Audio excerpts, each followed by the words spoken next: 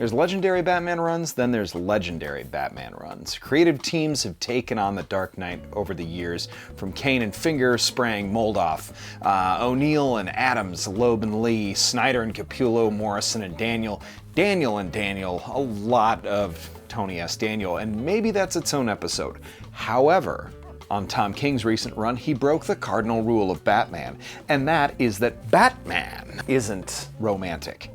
And the fanboys are pissed. Where did my eternally dour Bruce go? Why all these poetic musing issues that feel literary, like codas? How dare you turn my comic books into literature? Sort of. A little. Tom King's run is unique in Batman history in that it makes major changes to the Bat family, involved a massive number of artistic collaborations, bi-weekly issues, and often heady examinations of characters all throughout, and threads and even jokes that took dozens of issues to pay off, in total counting 85. So, this week I take the Bat hat off to Tom King. Hi, I'm Dan Umpton, and this is the Doomcast.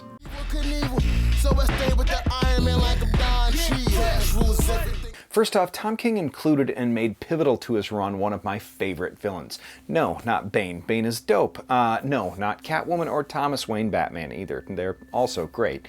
Psycho Pirate. Massively underused and no costume changes since 1985, a guy who does nothing but control your emotions, and truly making him one of the most dangerous and least used villains ever. I love the guy. The opening arc sees Batman prepared to die trying to save a plane of people over Gotham, questioning his own death, whether it's a good one or not, only to be saved by Gotham and Gotham Girl, two metas with Superman-like powers. The pair are members of a family with a dark secret.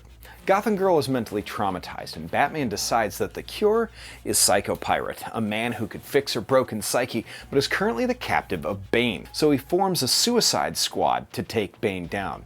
And it appears that he does take Bane down. He apparently breaks him. But despite putting Bane into what looks like a coma, Batman thinks he's secretly pulling strings.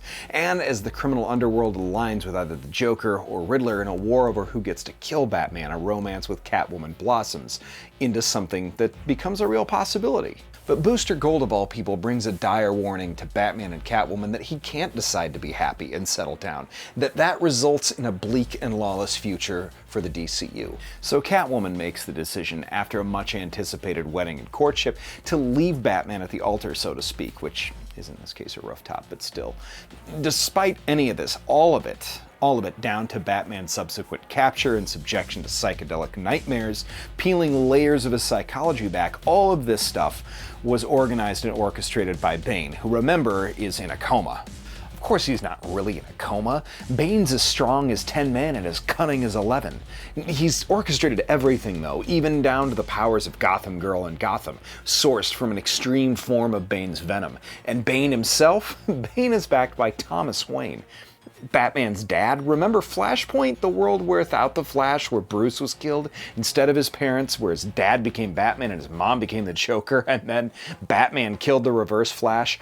That Batman, Thomas Wayne. Bane merely wanted to break Batman, but Thomas Wayne knew that happiness would end Batman for Bruce. But to give him what Thomas never got, a reason to live, and a reason not to be Batman. But this intentionally loose synopsis doesn't really do credit to the whole run, because I want you to go read the whole thing. Kite Man hell-yeahing his way through the entire series as a recurring gag, Damian challenging meta characters with magic blah blah blah my soul, and the redemption arc for Gotham Girl and Catwoman. They're very, very satisfying. This is an incredible, incredible read. A major thread in all of Tom King's comic work, at least his franchise stuff, is characters dealing with trauma and loss and finding out how to do so in healthy ways. And it's not always comfortable. Tom King's trying to have a conversation with you and elevate something that you like to the level of art, and some of y'all are mad at him for it. He's playing with the concept of Batman being in a perpetual second act here, and fleshing this sometimes myopic, very singular pulp character into something that is much more than just Batman is really satisfying. All in all, Batman is Batman by choice at this point, not as a trap he created at age 10. And as a Challenging as this is, and the frequent disappointments and frustrations in the run are all very intentional and beautifully written, and I think that that's the point. A fallible, breakable Batman that picks himself back up, not a child's concept of strength that is implacable and can never waver or never break in the face of pain and grief and loss. A Batman, and I loved it.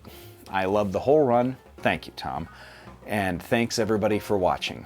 We'll see you next week.